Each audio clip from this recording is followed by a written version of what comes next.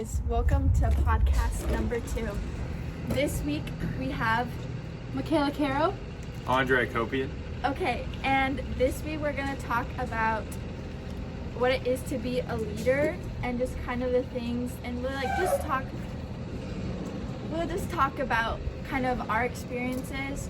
These two are second years, like third year. Well, like how long have you been in leadership for? Well, this is my first year in the class, and I'm a senior. I'm a junior. I've been doing leadership since 6th grade, but I've been in the advanced leadership class for only 1 year. Oh, yeah, that's true. Okay, and this is my first year. And I didn't really know anything about leadership until this year. So, here we go. Our first question is, what does it really mean to be a leader? Do you want to take it or? No, you go Okay, for it. I'll go first. Okay, yeah. I feel like to be a leader is definitely being a come with me type of person, because I feel like people have like the misconception that to be a leader is to tell people what to do and like you're the only one and like you're superior, but like to be a leader is to allow others to feel like they're a leader as well and kind of like reaching out and helping them feel like they belong. And I feel like it's also about dedication and showing up, because we have to do like the behind the scenes and the work that not a lot of people see, but it's for the greater good of the community. So definitely, like, it's not about you. Leadership is not about you. It's about serving other people. So I think by having the mindset of you're here to love, serve, and invite others, then that's ultimately my definition of being a leader. Dang, okay. What about you? I mean, Mikayla said it perfectly, pretty much. I'd say being a leader is about showing up always, no matter what. I mean, behind the scenes, no one sees what happens, but leaders are the ones that are orchestrating everything. You know, on the day of an event or something, you may be taking a background role, but behind the scenes, that's where true like leadership and a real like leader strives and succeeds. You know, in the preparation to everything, setting everything up, you know, reaching those individual connections with every single person in the team. I feel like that's really important when it comes to being a good leader, and what leadership actually is connecting with every individual, making everyone feel like they're part of a team and they're all working towards a goal. Yeah. And I feel like that's what I've like started to learn a lot, is just like I thought leadership would be more, I guess not more rewarding, but like people would be like, oh, like you did this, but it's not really like that at all. It's like very work that isn't seen, and it's just so important that it gets done even if no one's like, good job. Like, it's important work. Question number 2, are leaders born or made? Who wants to start off? I think I feel pretty strongly about this one. I think that, again, it's a combination of both. You know, thinking of it from a scientific perspective, genetics make up only about like, I don't know, 25%, 40% of our cognitive abilities and skills. I think the majority of it is learned. I mean, obviously if you grow up in a certain household or a certain area, a certain demographic around you, you're going to become a certain way, but there's so much you can do to influence how you end up. I mean, Family, yeah, friend circles. Yeah, exactly. Friend circle is very important. Just making the most of any situation that you're given. I mean, some of the greatest leaders in the world have come out of pretty bad like family environments. Obviously, you got most of them coming out from like very rich environments and et cetera, et cetera. But at the end of the day, if you really want to put in the grind and you strive to become a better person, a better leader every day, then I think that then you can become a good leader. You're not born with it. So, yeah. I 100% agree. I feel like experience also can grow and shape you as a leader. And I feel like having those moments of adversity and struggle kind of are building blocks to your growth. And I feel like these moments are kind of a pivotal moment in your life to change, and sharing your story can make other people more comfortable and vulnerable to share their stories as well. And I feel like you may go into leadership thinking, oh, well, I'm not like this person, I'm not as experienced as the other person, but just you like going into that class shows like your interest and dedication to leadership in general. And I feel like you can grow so much in just 1 year. And it's not just a leadership class or a title that really defines you as a leader. I feel like it's honestly just your intention and being intentional with all you do and your why. Like, why do you want to be in leadership and why are you choosing to show up every day is really important. I don't think that, like, you or me were born to be leaders. I think that we were born to love, and that's why we're leaders. Yeah, I agree with that. And I feel like kind of what you're saying about, like, I guess we're like all different and we're gonna be different types of leaders. Like, for me, I'm not very much of like a speaker. Like, I can't just go on a stage and be like the kind of face for it all. But I definitely have like more creative ideas, and I can have really good input on what would make something like successful. But I feel like we all have something different to add, and that's why leadership is, you can't just be like one person. You're everything, you know? Okay. So, Next question. Yeah. What should I do if I'm shy but I want to lead? Coming in as a first year and not really knowing much about leadership or how to lead, I definitely felt like in the beginning I was shy, and not just like quality wise, but as just like not feeling like really ready to take on such a big commitment and feel like, oh, I'm good at like the stuff that I have to share, and like the creativity that I have is good enough, because obviously we have people who've been in this class for way longer, and you just, as a person, you feel like, oh, like, you know, they know what to do already, so just let them take it. I think you just need to be taking the initiative to just try something out yourself, and obviously there's going to be people around you to help you and like kind of like push you in a certain direction. Okay, we'll take it away. So I feel like, coming from like an extrovert person who I haven't really dealt with like the struggle of like being shy, but definitely what I've realized is like you can't do everything, and like you're not gonna have all the qualities as a leader, but that just shows like some people have qualities that are kind of overlooked.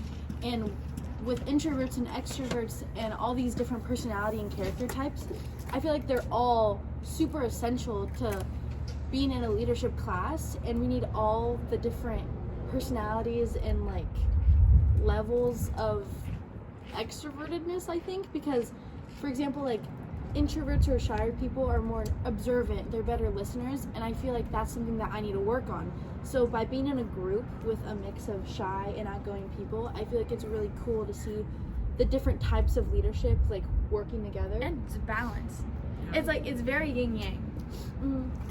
You know, one thing that I want to add is that people get a perception of like the model leader being like some outgoing person who just like goes on stage and talks in front of a big crowd, makes everyone laugh. But I think truly the properties of a leader are very flexible. I mean, what someone lacks in public speaking or just that confidence, they make up in what qualities they have as a person. You know, the shy people are often the ones that take the most time and most like specific, like knowledge, not knowledge, but most time and most effort to like make those individual bonds with people. And some leaders that are like, they on the outside they're like, oh, very outgoing, whatever, they don't actually care that much. And I think that when you think about an introvert, you know, like classical introvert, some of those qualities are actually better for leadership than maybe some extroverts are. So I think that, like you guys were saying, balance and having a mix of both introverts and extroverts, and just people from all over the like social interaction spectrum is like super important in making a good team. 100%. Next question, how do you resolve conflict? Whether that's like if someone in your team isn't participating like they should be, or if you kind of don't disagree with someone on your team and you feel like you don't have a proper way to approach that. I think this is a good question to answer. I can take this one. I feel like leadership, it's very important to have accountability. I feel like holding others accountable is super important. And when you think about leadership, it's all about relationships and loving one another. So by building that trust and connection, you're able to feel more comfortable, I guess, like be like, hey, step it up or something like that. But I feel like a lot of times people are like, oh, leadership is just a fun class, or I can goof off with my friends. But while that is true, you can have lots of fun in this class. It gets to a point where when you're doing the nitty gritty and you're working and you're all like super tired, you can sometimes like bump heads with one another. But by like reverting back to, again, why you're here and knowing that we're all people, it's important to be friends, but it's also important to stay humble, give them a reality check, and kind of hold each other accountable. Hey guys, it's Editor Emmy here. I just had one thing to add about this is it's really important when you're trying to resolve conflict. Not only is it important to stay humble, it's also very important to be open-minded and understanding in a situation. Obviously, every situation is going to be different, but I feel like in any situation, it's very important to be open-minded, because if you're not allowing yourself to put yourself in another person's shoes or try to understand where that person is coming from and like why they're having that idea and like what that idea might mean to them, you're going to have a really hard time resolving your conflicts or your issues, and it might just make your relationships with the people in your leadership class worse, or not even just in your leadership class, but in life. So it's very important to be open-minded and to be understanding of everyone, regardless of what you think of them or the ideas that they bring to the table. Yeah, I agree with that. And I feel like last year, a lot of the time, because I wasn't in the class, I was thinking about like, oh, it's probably such an easy class. But being in this class today, I'm like, it's a lot of hard work. And sometimes I think the hardest thing to like realize is that sometimes it doesn't work. And I feel like it's really important that as a group, you are hearing each other out on ways to problem solve quickly and effectively. And I think that it's just so important to be able to hear each other out, regardless of what you may think of them or what you think of their idea. I think that's really important. I think you guys answered like one part of the question very well, but I think the other like concept of conflict is like you're a leader and then two people on your team, whether it be you and someone else or two groups, like two factions are clashing, then that's kind of like a different question. I guess the way we interpret it was a little bit different. But when I think of like two factions clashing or many people like, you know, having disagreements, I think that just as a leader, facilitating debate, like good, strong debate, going back to like my experience in Model UN, very much so ties back to like debate. I think that through debate, great ideas are fleshed out, you know? Like if you have two people on different sides of one like plan, they both have very different ideas, but as a leader, it's your role to find the medium between those two ideas and incorporate the best of both worlds. And I think that when you see conflict arising, a lot of the times we're all on the same team, but we all have different ideas. And I think that when conflict arises, as leader, it's super important to be the one that kind of mediates that conflict and like you're like, you know, hey guys, we're all on the same team. We all want one goal. So let's use this thing that you said and that thing that you said, and we can, you know, put it together and create a beautiful plan. Or, you know, that was really beautiful. And I love that like you took a different approach on this question, because it just shows like our brains as leader, like we work so different. All like think differently, but they're all so great. And I feel like that's so important with leadership, is having all these different brains come together to make something beautiful. Exactly. Agreed. Next question. What are some ways I can practice leadership in my day-to-day life? Andre, you got that. Okay.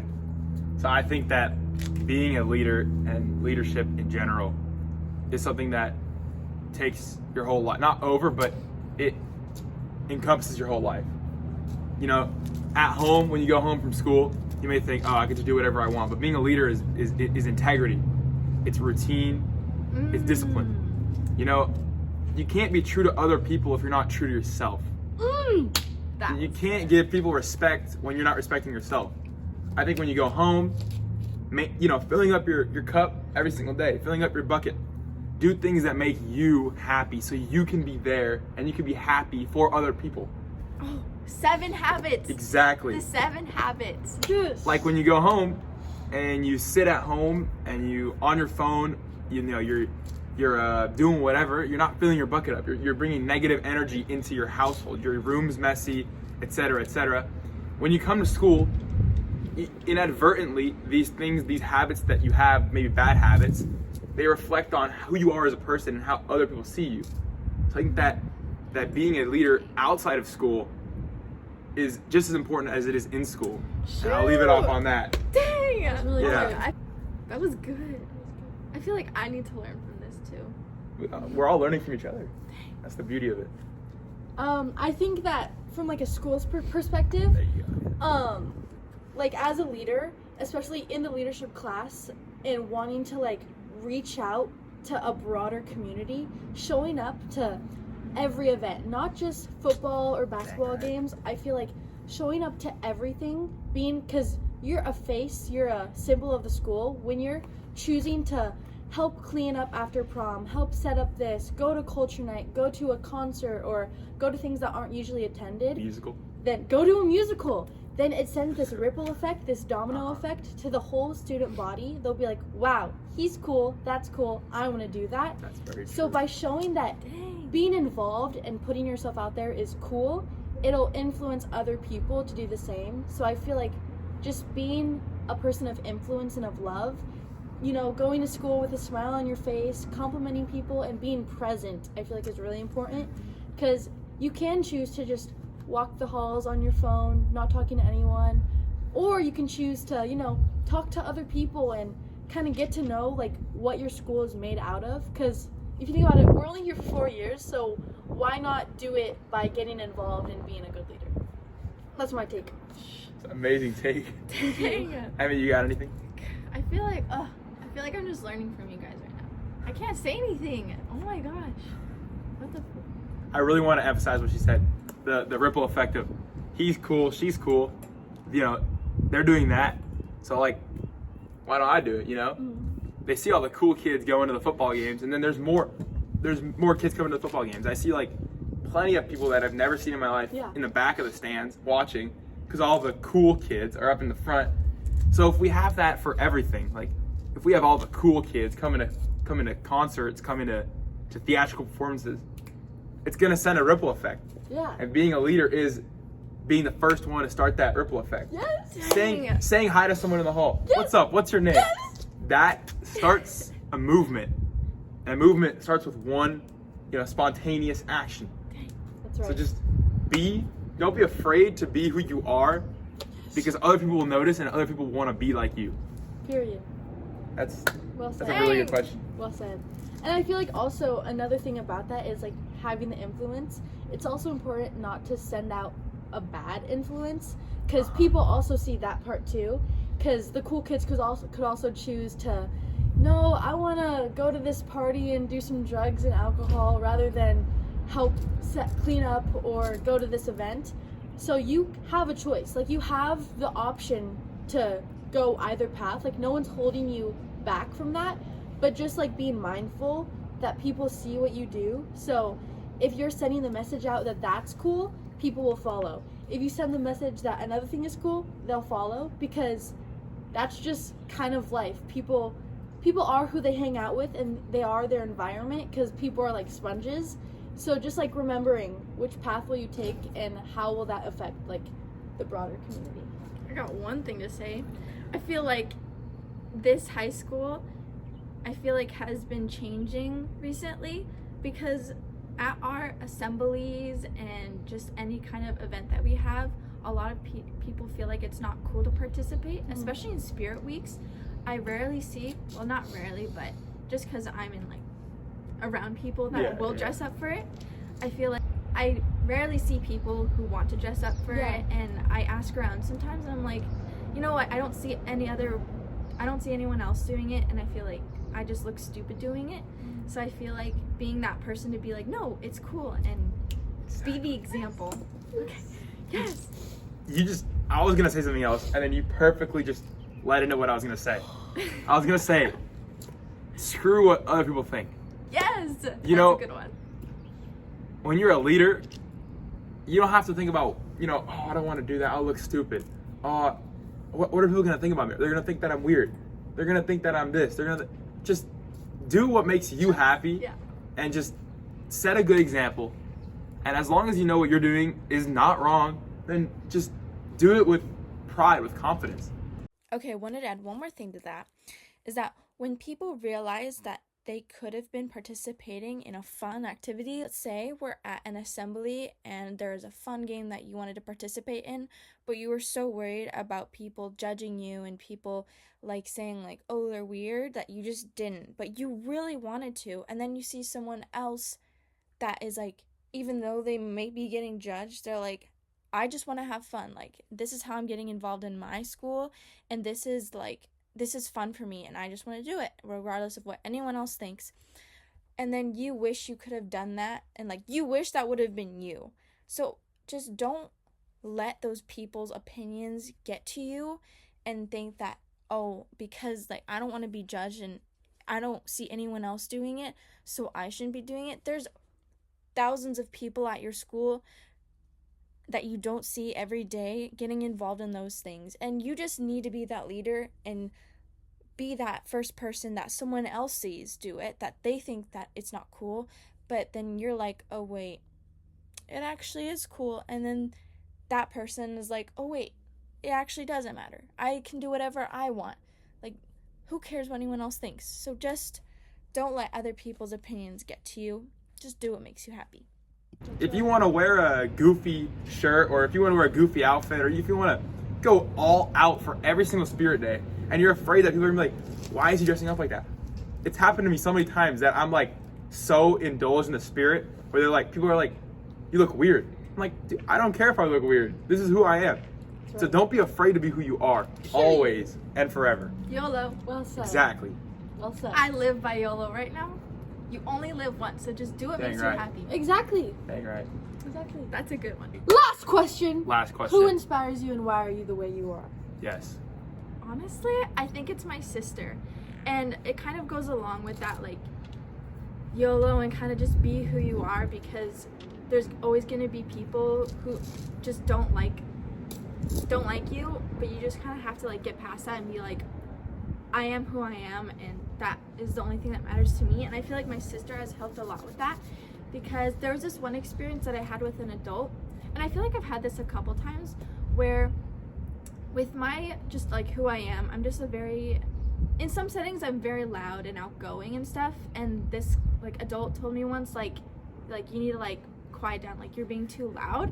And that I didn't realize how much that affected me. And my sister, like 5 minutes after he said that, she came up to me, she was like you never, like, don't ever like be quiet for someone, just like be who you are. And like that was really rude to say, and I feel like her picking that out for me was really important, because I would have just let it go, and I feel like that would have kind of been ingrained into my brain to just like, if someone tells me to stop this or like stop being who you are, then I would just let them. And I feel like that's been a really important lesson to me. It's just like, I have a poster on my wall and it has the F word, it just says F them, because I had an experience I like that is like people just push me around, and I just need to not be pushed around. Yeah. I can't be a pushover anymore. I just need to be who I am and just do what I want. Period. YOLO. Okay. For me, honestly, I feel like it's like a buildup of people. Like, I feel like I'm a mosaic of like all the people I've ever met. Like my leadership and theater teachers, my sports coaches, my family, my faith, God. I feel like all the people that I've met in my life have like placed stepping stones for myself and my future. And I feel like if it wasn't for like every experience with these people and these mentors, I wouldn't be where I am today. Like, I don't think it's a specific person. I feel like I've been like passed on. I'm so grateful for all like the amazing like role models and leaders and adults that have inspired me today, because if it wasn't for them, I don't think I'd be as confident and like stable in who I am as a person. But honestly, like, just like the continuous impact of other people in my life has really like shaped me in who I am today, especially my mom and dad. Like they've really always have supported me ever since day one. Like I went from karate to swimming to softball to theater to choir. Like I'm a very like, oh, let me try this, let me try that, and they've just supported me through everything. And like if I'm ever going through moments of struggle or like I'm like, why am I even doing this, I just revert back to my faith and know that God says to love your neighbor, and that's why I love. Wow. That was good. That was really good. I come from a very similar perspective that you're taking on this. I don't know if there's a single person that has inspired me. Like, obviously, I think every single person inspires me. Yeah. I don't want to say every single person, but there is, as I was saying earlier, there's something we can learn from everybody. There is something that we can learn from everybody. I wanted to kind of say something a little bit about that because that is so important. Regardless if it's a positive experience or a negative experience, there's always something that you can take away from like the like experiences that you see around you. So definitely you can always learn a lesson, even if it's not your own. You can always learn a lesson from somebody else, and that can move you in the right direction on a more positive path and a more healthier path. And I feel like I've been pretty open-minded. I think a lot of that's because of my mom. She's a very open-minded woman. Very, like, she traveled the whole world, took me to the whole world pretty much. I've seen so much in my life because of her that I feel like she just taught me always to be open-minded. It began with like eating food from different cultures. I never said no. And I think that as stupid as it sounds, her teaching me those things when I was little, like translated to now where like there isn't a sport that I have not tried just because I was just like, you know, I want to try it. Like, what if I just love it? So I agree with you. Like I'm a mosaic of everyone I've ever met. My mother definitely influenced me the most. I'd say my grandma too. She just taught me how to love everyone equally and unconditionally, no matter what, because we all come from different places, and it's important to see things from other people's perspectives. Yeah, I think that just being a learner and being open-minded is just so beautiful. Yeah. I'm proud of us. That'd be great. Proud of you guys. I feel like in this podcast I can't really, sometimes I feel like I don't have much to say, but since you guys said so much, I'm like, I feel like I have something to learn from this too. You facilitated it. That's on you. That's we a thank skill you. that not a lot of Exactly. people have. Exactly. Yeah. Thank you. But thank you. Wow. Probably my hands are pretty dirty from all this. See you next Play-Doh, but episode. See you guys next episode. This is Andre Akopyan, Mikayla, Caro. and we're signing out. Peace. Peace.